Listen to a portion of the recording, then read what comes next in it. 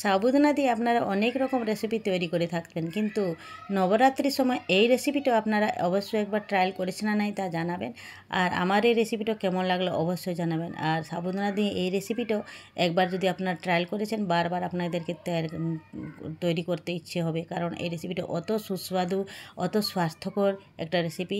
যদি আপনারা নবরাত্রি করছেন, নবরাত্রির সময় এই রেসিপিটা সম্পূর্ণভাবে আপনার জন্য উপযুক্ত, কারণ এই রেসিপি ছাড়া অন্য রেসিপি খেতে ভালো লাগবে না। একবার যদি আপনারা ট্রায়াল করেছেন, আপনারা একবার অবশ্যই ট্রায়াল করবেন নবরাত্রির সময়। আমি এই নবরাত্রির সময় এই রেসিপিটা তৈরি করছি, কারণ উপবাস করে থাকলে কিছু খেতেও ইচ্ছে হয়, তখন কি খাবেন, নবরাত্রিতে অন্য কিছু খাওয়া যাবে না। আটার জিনিস শরীরে সবসময় সহ্য হয় না সবাই, তার জন্য সাবুদানা দিয়ে এই রেসিপিটা অবশ্যই একবার ট্রায়াল করবেন। আমি এই রেসিপিটা প্রায় তৈরি করে থাকি আমার নিজের জন্য, তার জন্য আজকে আমি নবরাত্রি স্পেশালভাবে নবরাত্রিতে তৈরি করলাম। আপনারা অবশ্যই এই আমার রেসিপিটা কীভাবে তৈরি করেছি আপনারা প্রথম থেকে লাস্ট অবধি দেখবেন একটু, তাহলে আপনাদেরকে যদি ভালো লাগে একবার অবশ্যই নিজের জন্য তৈরি করে নিতে আবার চলুন দেখি আমি রেসিপিটা কীভাবে তৈরি করেছি। আর এই রেসিপিটা তৈরি করার জন্য আপনাদেরকে বিশেষ কিছু জিনিসের প্রয়োজন হয় না। সামান্য যদি একটু ঘরে সাবু থাকে, দুধ থাকে, তাহলে সেইটুকু জিনিসে আপনি রেসিপিটা তৈরি করে নিতে পারেন। তাহলে চলুন দেখি আমার রান্নাঘরে। আমি পুষ্পাঞ্জলি, আমার রান্নাঘরে চলে এসেছি। পুষ্পাঞ্জলি রান্নাঘরে সবাইকে আমার স্বাগত। আমি রেসিপিটা কীভাবে তৈরি করব তা আপনাদের কাছে আগে দেখিয়ে দেবো, প্রথম থেকে লাস্ট অবধি আপনার একটু ধৈর্য সহকারে দেখবেন। রেসিপিটা একটু লেন্দি হবে, কিন্তু ধৈর্য সহকারে দেখলে আপনাদেরকে খুবই ভালো লাগবে।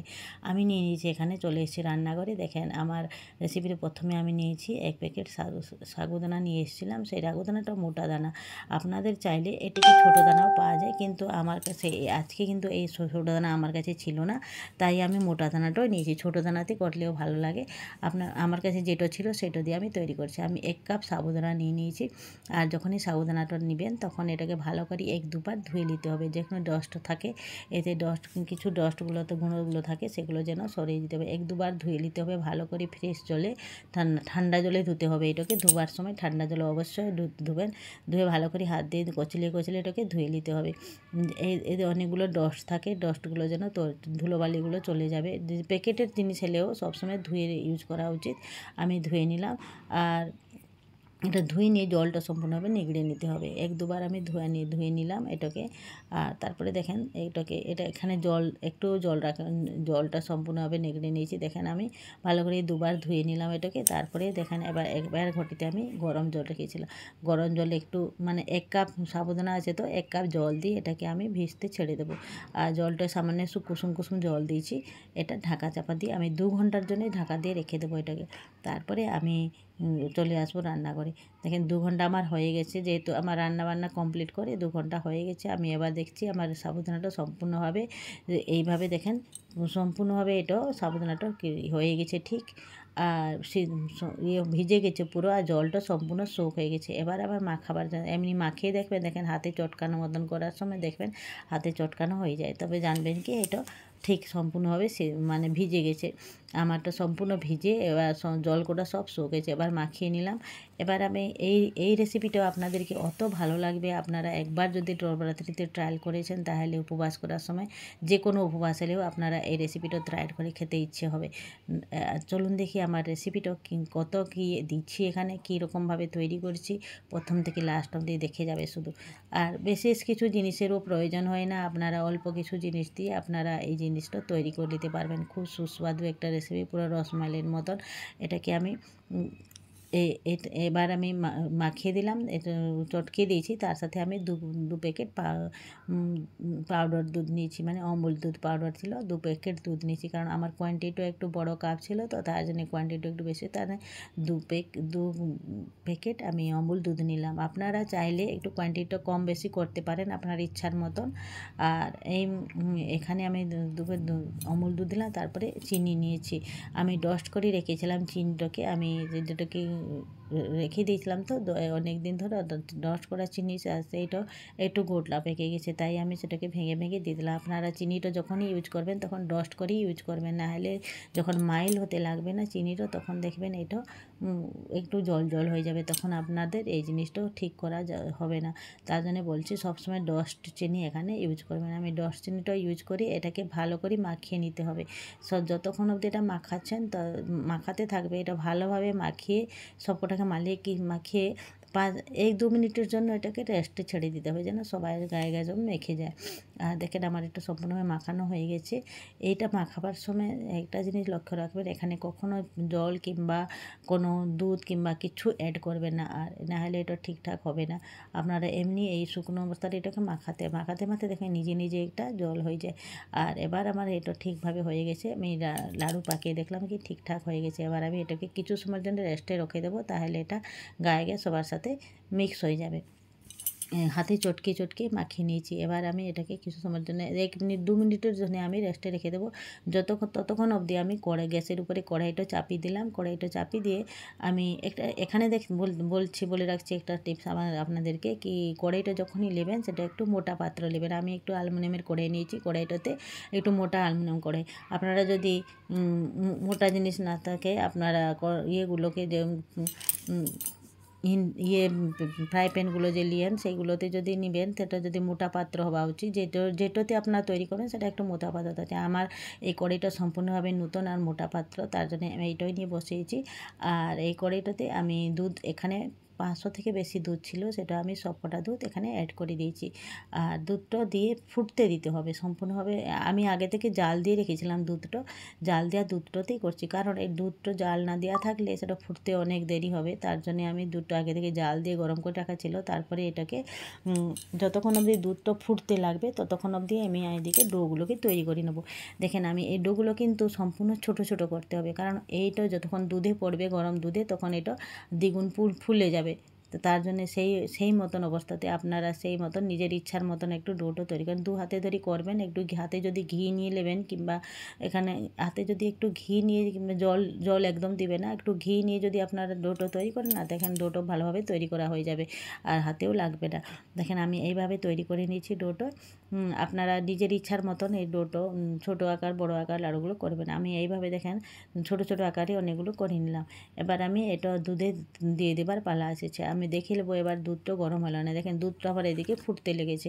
দুধটা ফুটন্ত অবস্থায় গ্যাসের ফ্লেমটা সম্পূর্ণভাবে হাই আছে আর দুধটা ফুটতে লাগছে, তখনই আমি এটাকে অ্যাড করে নেবো। আমি একটা একটা করে অ্যাড করবেন, কারণ একবারে ঢেলে নিলে একসাথে জড়ো হয়ে যাবে, কিন্তু তখন এটা ইয়ে করা অসম্ভব হয়ে যাবে। তার জন্য একটা একটা করে ছাড়বেন, ছড়িয়ে একটু, তাহলে দেখবেন এটা। আর এটা দেওয়ার পর সাথে সাথে আপনারা এটাকে কখনো নাড়তে যাবে না, ইয়ে দিয়ে খুন্তি দিয়ে কিংবা হাতা দিয়ে নাড়বেন না। একটু স্প্যাচুলা দিয়ে আমি এটাকে একটু পর নেড়ে দেবো। দুধের সর বসেছিল, তাই আমি সেটাকে একটু সরিয়ে দিলাম। নিয়ে একটু স্প্যাচুলার সাহায্যে আপনারা এটাকে একটু নাড়তে থাকবে, পরে নাড়বে, কিন্তু কমসে কম 1-2 মিনিটের জন্য এটাকে ছেড়ে দিতে হবে। ও নিজে নিজে ফুটবে, যখন এটা নিজে একটু জমাট বেঁধে যাবে তখনই এটাকে নাড়বে। দেখেন আমি আস্তে আস্তে করে সব কটা ডো আমি দিয়েছি না, দুধটা দেখতে পাচ্ছেন তো ফুটছে, পুরো টকবক করে ফুটতে থাকবে, তখনই এটাকে ছাড়তে থাকবেন। আপনারা এই লক্ষ্য রাখবেন নিজের হাতে যেন ছিটা না পড়ে যায়, সেটা সাবধানে ওগারে করবেন, কিন্তু যেমন ফুটতে থাকে সেই অবস্থাতে দেবেন, এইদিকে একটু লক্ষ্য রেখে থাকবেন। আর এভাবে আমি দেখেন সব কটা ডো আমি এখানে ছেড়ে দিয়েছি। আমার এই দুধের কনসিস্টেন্সিটা দেখছেন তো, দেখতে লক্ষ্য করছেন তো, একটু কমে গেছে, মানে ফুটে গেছে পুরো দুধটা, তো তাই দুধটা একটু পরে ঘন হতে লেগেছে, কিন্তু বেশি ঘনও হয়নি, শুধু ফুটতে লেগেছে। তখন সাইডে সরগুলো উপরে দুধের সর পড়ে গেছে, তাই আমি সরগুলোকে একটু স্প্যাচুলার সাহায্যে সরিয়ে দিলাম। দেখতে পাচ্ছেন তো সাইডে যেগুলো দুধগুলো জমতে থাকবে সেগুলোকে সরাতে থাকতে হবে, কারণ না হলে এটা চিটে যাওয়ার ভয় থাকে। আর স্প্যাচুলার সাহায্যে আস্তে আস্তে সরাবেন সাইডে করে, তাহলে দেখবেন দুধটা। এবার আপনি এটা 5 মিনিট মতন হয়ে গেছে, এটা জমাট বেঁধে নিয়েছি। এবার আমি স্প্যাচুলার সাহায্যে ভালো করে সাইডে করে আমি এটাকে নাড়তে থাকতে হবে, দেখতে হবে নিচে লেগে গেল না। কিন্তু আমার এই কড়াইটা যেহেতু শক্ত মোটা পাত্র আছে, তার জন্য আমার এটা লাগেনি নিচে, ঠিকঠাকভাবে হচ্ছে জিনিসটা।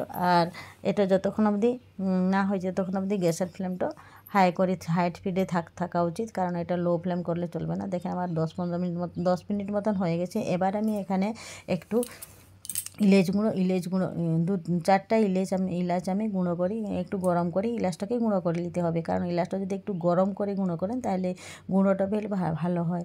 আর ইলাচ গুঁড়ো একটু দিলে তার ফ্লেভারটা খুব ভালো লাগে খেতে, আর গন্ধটাতে খুবই ভালো লাগে, টেস্টটাও ভালো লাগে।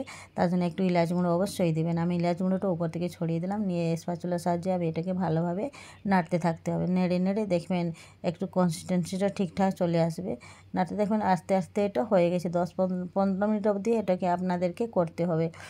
তারপরে এটা যেহেতু এগুলো জমাট বেঁধে নেবে নিজে নিজে, তার জন্যে তারপরে এখান চালালেও কিছু ক্ষতি নেই। দেখেন আমার এগুলো সব ভিতর থেকে চালাচ্ছি আমি, একটুও ভাঙছে না, না কিছু হচ্ছে না, বুঝতে পারছি। এবার এটা আমার হয়ে গেছে। আস্তে আস্তে উপরেই ফুলতে লাগবে। যেগুলো যদি এটা যখন দেওয়ার পর দেখবেন আস্তে আস্তে নিজে নিজে ভাসতে থাকবে, তখন বুঝতে পারবেন কি এটা হয়ে গেছে। দেখতে পাচ্ছেন তো আমার এটা সম্পূর্ণভাবে তৈরি হয়ে গেছে। এবার আমি দেখছেন রসমলাই মতন তৈরি হয়ে গেছে। এবার আমি এটাকে গ্যাসের ফ্লেমটা আস্তে আস্তে কম করে দেবো। কম করে কিছু সময়ের জন্য নাড়াঘাটার পর আপনার এখানে বলে রাখছি, আপনার নিজের কনসিস্টেন্সি অনুসারে নিজের এই দুধের কনসিস্টেন্সিও কেমন রাখবে এটা সম্পূর্ণভাবে নিজের উপরে লক্ষ্য করে ডিপেন্ড করে। কিন্তু আমি এখানে একটা কথা বলবো কি, যেহেতু এটা সাবুদানারে তৈরি, তাহলে দুধের কনসিস্টেন্সি একটু পাতলা থাকলে ভালো হয়। বেশি গাঢ় করে নামালে এটা যখন ঠান্ডা হয়ে যাবে তখন একটু একটু গাঢ় হয়ে যাবে। তার জন্য এই কনসিস্টেন্সি যদি নামাবে না তাহলে খুবই ভালো হবে। আমি এবার গ্যাসের ফ্লেমটা বন্ধ করে দিলাম সম্পূর্ণভাবে, আর এটাকে ঠান্ডা করতে কিছু সময় রেখে দিলাম। ঠান্ডা করে দিলে কিন্তু এই দুধটা আর একটু গাঢ় হয়ে যাবে। তখন দেখবেন বেশি গাঢ় হয়ে গেলে কিন্তু চলবে না, সামান্য একটু জল জল করে নামাতে হবে। এটা নিজস্ব ব্যাপার, আপনারা নিজের ইচ্ছার মতন করতে পারেন, যে আপনি যেরকম খেতে চাইবেন। আর একটু ফ্রিজে রেখেও আপনি এটাকে খেতে পারবেন, আর দিনে 2-3 বার আপনি ফ্রিজে রেখে দিলে খেতে পারবেন। দেখেন আমার কেমন হয়েছে কনসিস্টেন্সি, বুঝতে পারছেন তো। আর একটুও ভাঙেনি না, কিছু হয়নি, সবগুলো ঠিক লাড়ু মতন মানে রসমলাই মতন হয়ে আছে। আর দুধটাও অত সুন্দর হয়েছে, পুরো মলাইয়ের মতন হয়ে আছে। আপনারা আপনার কড়াই দিকে লক্ষ্য করেন, দেখতে পাচ্ছেন। আমি আপনাকে দেখিয়ে দিচ্ছি কী সুন্দর হয়েছে এটা। আর এই মতন এই অবস্থাতে আমি এটাকে আমি একটা পাত্রতে ঢেলে দেবো। এবার ঠান্ডা হয়ে গেছে, একটা দেখতে পাচ্ছেন কী সুন্দর হয়েছে, আমার একটুও ভাঙা নেই, চূড়া নেই, আর সম্পূর্ণ খুবই নরম হয়েছে জিনিসটা, খেতেও খুবই সুস্বাদু। আপনারা অবশ্যই এই রেসিপিটাও এই নবরাত্রির সময় অবশ্যই আমি এবার এটাকে সার্ভ করার যাবে একটা বড় পাত্রতে ঢেলে নিলাম। সম্পূর্ণভাবে দেখেন কেমন হয়েছে আমার রেসিপিটা, আপনাকে কাছে থেকে দেখিয়ে দিচ্ছি। আর এই রেসিপিটাও আপনার নবরাত্রির সময় অবশ্যই তৈরি করবেন, কারণ এই রেসিপিটা খুবই হেলদি টেস্টি রেসিপি, যেটা কি আপনারা মুখে দিলে ক্রিস্পি পুরো নিমিষে মিলে যাবে। এই মতন রেসিপি রসমলাই মতন সম্পূর্ণ লাগে খেতে। আপনারা অবশ্যই একবার ট্রায়াল করবেন, নিশ্চয় ট্রায়াল করবেন, কারণ এই মতন রেসিপি আপনার নবরাত্রির সময় আর কোনো রেসিপি ভালো লাগবে না আপনাদেরকে। আর এই রেসিপিটা অত হেলদি রেসিপি, আপনারা অবশ্যই একবার আমি তার উপরে একটু এটা নামিয়ে এখানে একটু ড্রাই ফ্রুটস ভেঙে রেখেছিলাম, কুটে রেখেছিলাম, সেগুলোকে আমি অ্যাড করে দিলাম। আর ড্রাই ফ্রুটস মানে সেখানে ছিল কাজু আর পিস্তা, এগুলো ছিল, সেগুলোকে আমি অ্যাড করে নিয়েছি। আপনারা চাইলে এখানে অনেক রকম ড্রাই ফ্রুটস অ্যাড করতে পারেন নিজের ইচ্ছার মতন। আমার ইচ্ছার মতন একটু ড্রাই ফ্রুটস অ্যাড করেছি। আমি কিন্তু বেশি রকম ড্রাই ফ্রুটস খেতে পছন্দ করি না, তাই আমি তার জন্য কিশমিশ টিশমিশ দিলে এটা কি ফেটে যাবার ভয় থাকে, তাহলে কিশমিশটা একদম দিবে না। কাজু দিবে, ড্রাই ফ্রুটসে পিস্তা দিবেন, এইগুলো দিলে ভালো লাগবে। দেখেন আমি দিয়ে এবার আমি এটাকে একটু আমি নিজের জন্যেও খেয়ে নেবো, কারণ আমার সারাদিনের উপোস মধ্যে এই জিনিসটা যদি একবার না খেলে শরীরটাও ভালো লাগে। শরীরটা কাজের মধ্যে যদি যত থাকো নিজের শরীরের জন্য একটু খেয়াল রাখতে হবে। তার জন্য আমি এবার নিজের জন্য সব করবো। আপনাদেরকে আমার রেসিপিটা কেমন লাগলো অবশ্যই জানাবেন, আর যদি ভালো লাগে থাকে একটা লাইক কমেন্ট অ্যান্ড শেয়ার করতে যেন ভুলবেন না। এই নবরাত্রি স্পেশাল রেসিপিটাও আপনারা অবশ্যই একবার ট্রায়াল করবেন, নিজের পরিবার সদস্যদের জন্য দেবেন। ধন্যবাদ। এখানে থাকছি বন্ধুরা।